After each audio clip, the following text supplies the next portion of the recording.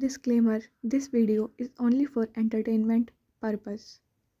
The elevator dinged softly, announcing its arrival at the 28th floor. Vian tightened her grip on her tote bag and exhaled slowly, trying to keep her palms from sweating. It was her first day at KJ Corporation, one of Seoul's most elite branding firms. Well, temporarily, she was assigned as the temporary assistant of the CEO himself, while his regular assistant recovered from ankle surgery. Vian muttered to herself as she stepped into the gleaming hallway. Just smile, nod, and don't spill coffee on anyone's MacBook. The floor was silent, save for the distant tapping of keyboards. It smelled faintly of expensive cologne and newer leather. Something about it all screamed power and pressure in designer suits. She made her way to the reception desk where a woman with a chic bob and a blazer that probably cost more than Vian's entire closet looked up with a tight smile. "You are the temp?" she asked. "Yes, Vian. First day." She bowed slightly.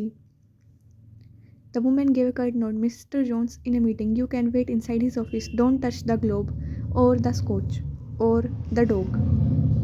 "Dog?" Vian blinked. A small bark echoed from inside the CEO's office. She followed the reception's gesture and pushed open the door. Inside, it was a spacious office with floor-to-ceiling windows that showed the Seoul skyline in all its late-morning glory. Every piece of furniture looked like it belonged in a photo shoot. There were no signs of clutter except for a tiny Pomeranian curled up on a leather ottoman. She shut the door quickly and moved toward the desk, but the moment she caught the sight of the photograph framed near the keyboard, he was Jungkook. Wearing a tuxedo, smiling alongside someone older, his brother maybe, her throat tightened. That face, that jawline, the exact scar of his left cheek, it was him, her senior from university. 4 years ago, during her first week of freshman year, the college had hosted a motivational seminar. Jungkook had returned to campus as a recept postgraduate to give a guest talk. He was confident, sharp-witted, and wore an all-black suit like a walking dream. Back then she had sat 3 rows from the front, frozen the whole time with her notebook open and a thumb hurt, trying to memorize the shape of his smile. She had never forgotten him, even when he disappeared into the real world of grown-ups and glass buildings. Now here he was, her boss. Just as she was about to mentally spiral, the office door opened behind her with a soft click. She turned, and Jungkook walked inside. He looked even better than she remembered, more grown, more powerful.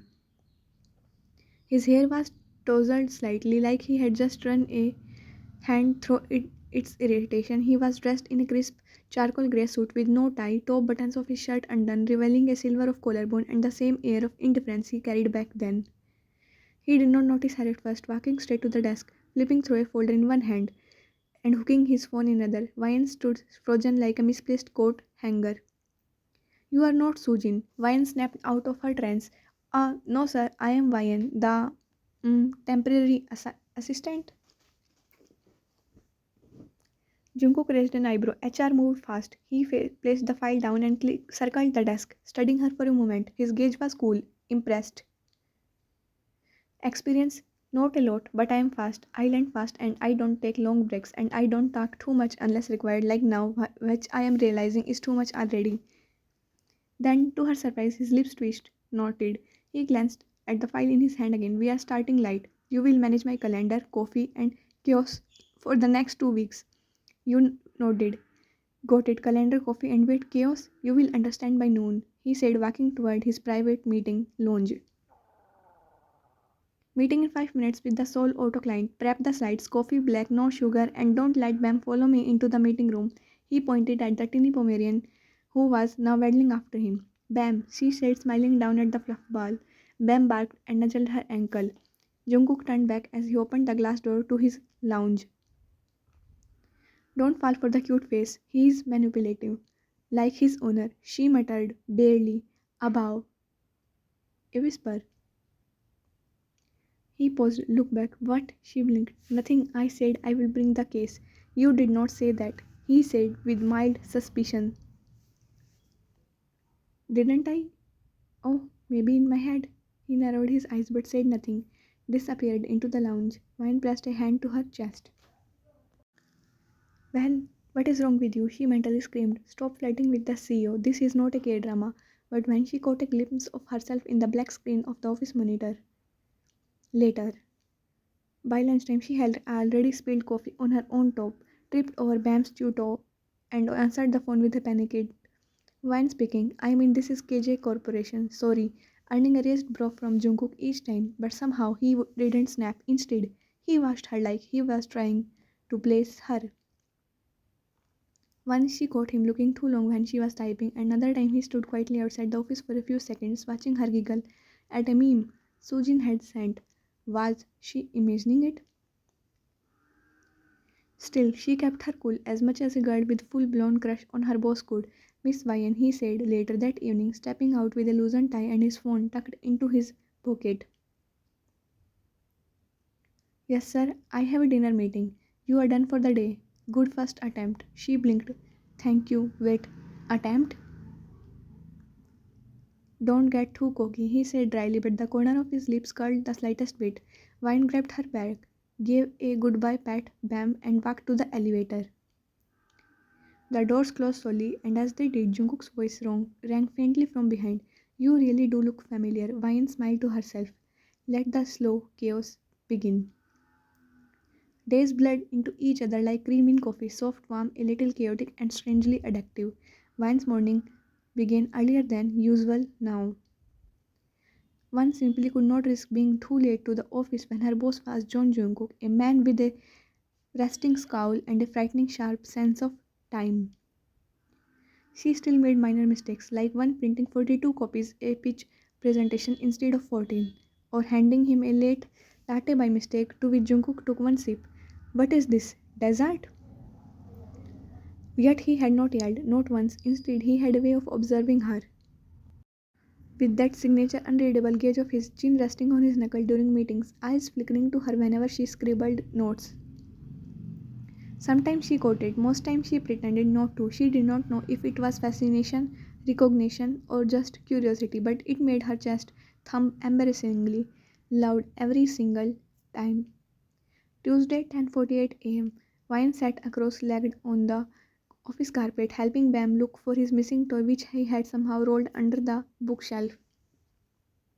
"Why do you even need this pink bone when you have like six other?" Ow! She flinched as she banged her elbow.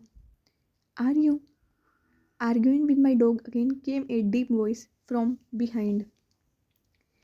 She turned to see Jungkook leaning against the doorframe, jacket off, sleeves rolled, holding a coffee cup with two fingers. He started it. Wine muttered, cheeks heating. "You are braver than most. Bam don't usually let anyone near that thing. I bribed him with my protein bar." Jungkook laughed under his breath, laughed, not smirked. It was low, short, but so rare it felt like finding a unicorn in boardroom for a second. Thursday, 1:13 p.m. They sat side by side, a sleek lunch table in a Japanese fusion restaurant, a client going on about market partnership stats. Wine took neat notes as well, always. Jungkook spoke in his calm, confident rhythm until the waiter approached. The table frozen, Wine blinked, unsure whether to gasp or die from second-hand embarrassment. "Well, that's one way to spice up negotiations." Wine snorted loudly. The kind of laugh that bubbled up from your stomach and slipped out before you could contain it. She clasped her hands over her mouth instantly. "I am so sorry." But Jungkook stoic, ever so serious. Jungkook was already chuckling under his breath. The client stared, unsure if it was to laugh too. "Miss Ryan," Jungkook said without looking at her, "please add spare suits to my emergency drawer list." "Yes, sir," she said, still biting her lip to stop laughing. "Also," he added, eyes flickering sideways to her now, "good to know you have a sense of humor when I am being publicly humiliated." Wine smiled. "You are welcome." Friday, 6:42 p.m. It had been a long week. Jungkook was in his meeting room. Wine finally, alone, kicked off her heels and sat on the office couch with Bam resting his head on her lap. Her phone buzzed. Text from Sujin. "How's the Ice King treating you?" Wine paused, staring at the office door. "Still cold, but sometime he thaws." Just then the glass door slid open. Jungkook stepped in, loosened tie and all, a sigh escaping his lips as he rubbed the back of his neck. You are still here? He asked. I figured I would wait and shut down your system properly. He glanced at her, then at Bam. He likes you, Jungkook said slowly. Vine blinked. Bam? Jungkook nodded. He usually takes months to warm up to someone. He bite my last assistant. She gasped. What? Why? She wore squeaky shoes. She laughed and for the first time Jungkook did not look away. He stayed for a moment too long until she glanced up and caught it. Their eyes met. Something shifted, not sharp, not intense, just a flicker like when someone half remembers a dream. He opened his mouth to say something, but his phone buzzed again. He glanced at it and shied. Go home, Vian, he said. You have earned it this week. Vian stood slowly, gently moving Bam off her lap. As she grabbed her bag, she hesitated at the door. Sir? Hmm? Did you ever give a guest lecture at Dehan University? Maybe 4 years ago? Jungkook froze for half a beat, then turned slowly toward her. I did, he said, motivation talk, right before I left the country. For a while. Vian nodded. I was there that day. I saw you speak. Really? You wore a black suit and said something like, if you want to make it in the real world, do not wait for someone to save you. Jungkook's lips twitched, his expression unreadable. That sound like something I would say. Vine smiled shyly. It stuck with me. She turned before she could say anything dumber, but just as she reached for the door, his wife stopped her. Vian. She looked back. He was still standing behind his desk, watching her again. You are not forgettable, are you? Not planning to be, sir. And with that, she walked out, heart racing, thoughts tumbling. Whatever this was, it was definitely no ordinary temporary job. Sunday 10:08 a.m. The buzz of her phone broke through the lazy hum of Vine's weekend. Still bundled in her oversized shirt and hair in pineapple bun, she stretched her arms. One new message, unknown number. Well, not exactly unknown. She knew that number by heart. The contact was not saved, but her brain knew it anyway. Like muscle memory or a stubborn crush. Bam's been scratching the front door since morning. I think he's missing you. She sat upright, blinked, rest, read it again and again. It was so short, so casual, so unexpected. John Jungkook, the man who did not even say good morning unless required, was texting her on a Sunday. Vine stared at the screen like it was in another language. She had plans today. Grocery shopping, laundry, watering the plants that were not already dead. She was going to be productive, chill, unplug. But suddenly none of it mattered. Her heart gave a traitorous jolt. One that screamed, go now, wear something cute. That not obvious. Take fruits. Dog likes apples. So she did. 11:20 a.m. The doorman nodded as he approached. He just stepped out with dog for a jog, he said. Said you would be coming. He did. Vian blinked surprised. Oh, okay. Doors unlock. You can wait inside. Vian laughed politely and took the elevator up. The penthouse was quiet when she stepped inside, save for the soft hum of music playing through ceiling speakers, something slow, jazz, and unexpected. A single jacket was slung over the back of bar stool, and the place smelled faintly of coffee and bergamot. She let out a quiet breath and stepped inside, setting the fruit bag on the kitchen counter. She did not know what it was about, the place so clean, so expensive, yet somehow lived in that made her nervous. Well, maybe it was not the place. Maybe it was the man who lived here, trying to kill time until Jungkook and Bam returned. Vian curled onto the L-shaped couch, pulled out her small, leather-bound diary from her tote and flipped it open. Inside were half-filled pages, quite little poems and sketches. She landed on the page she had restarted weeks ago but never finished. A sketch of a man, tall, upright posture, no face but a familiar silhouette. Her shoulders were slightly hunched as if mid-speech, his hands loosely holding a mic. She said it slowly, smoothly, out the crease of his jacket, the folds of his trouser, the dark shoes planted him on stage. She did not need to finish his face to know if it was him. Her memory filled in the rest. In the corner of the page was the date. DO Auditorium, the day her college life began, the day she saw him for the first time. A part of her head never really walked out of that auditorium. She smiled at the memory, then tucked the diary beside her on the coffee table, unaware that it held slightly beneath a fashion magazine, and stood to pour water for herself. Just then the front door unlocked, footsteps, heavy one, and then came the bark. Hey! Jungkook's voice echoed as Bam bolted towards her. Vine grinned, crouching down as the fluff ball leaped into her arms with full puppy excitement. There's my favorite boy. Wow, no hello for the owner? Jungkook teased, stepping inside, still dressed in a black athletic shirt and joggers, sweat slicking the sides of his neck. Ryan stood quickly. Oh, sorry, I mean hello, you are also visible. He blinked at that. I am visible? Present, you are here, which is good. He smirked, chest still rising from the joke. You are really a one woman sitcom. I try. She blushed. He poured himself some water, then nodded at the fruit bag. You brought groceries. For Bam, she lied. Apples are good for dogs. Right, he said, smiling faintly. The rest of the morning passed in a blur of calm. Bam curled up on the floor near the couch. Ryan made tea for both of them and they made small talk, books, the weather, even bad reality TV. She did not notice the diary still peeking out under the magazine, and she did not notice that she had left it behind when she left an hour later. After bowing her way out, cheeks flushed, finger pressing accidentally against his at the door. 2:12 p.m. It was quiet again. Jungkook moved to the living room, yawning slightly as balm rolled over the rug. As he picked up the empty mug from the table, something caught his eyes, a leather-bound notebook barely visible under a fashion magazine.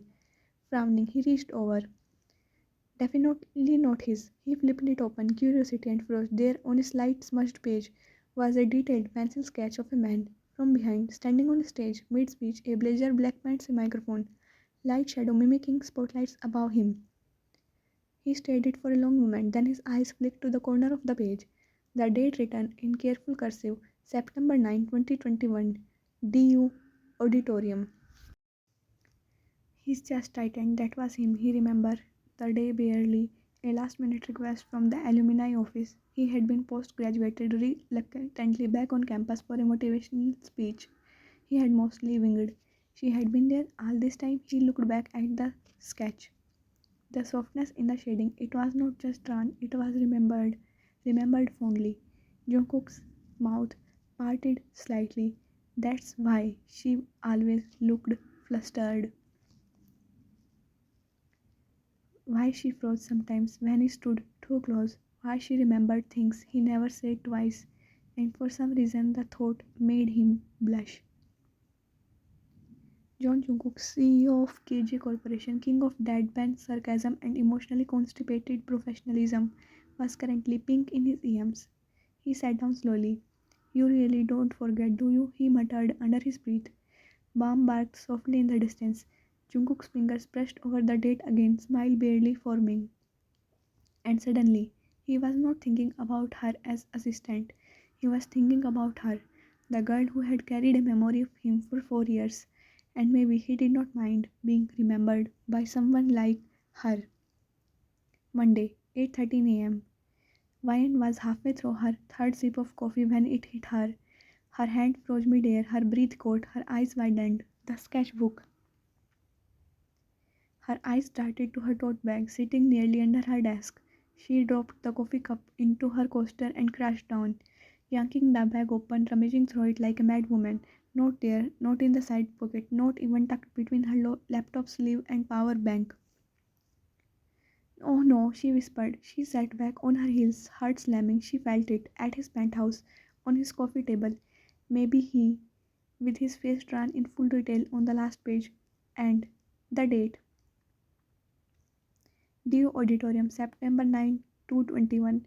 A direct admission, unspoken, but so obvious that she had remembered him, thought about him, sketched him, liked him. Oh no, she muttered again, covering her face. Across the room, the receptionist gave her a confused look. Wine grabbed her ID and bolted towards the elevator, muttering excuses about urgent files as she repeatedly pressed the button to 28th floor. That was it. That was how people got blacklisted from allied companies. She was going to be fired or worse, humiliated. She stepped into the quiet glass wall floor of the executive level. Her feet padded down the hallway toward the CEO's office. Every step felt like a countdown. 3, 2, 1.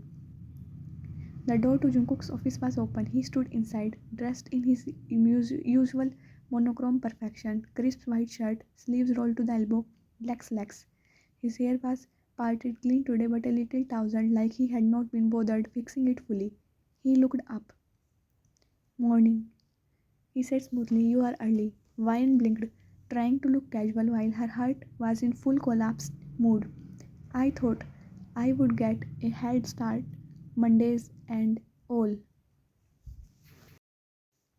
He nodded, his curve slightly. Then, without any rush, he walked towards his desk and helped at something small and leather bound. She stopped breathing. "This yours?"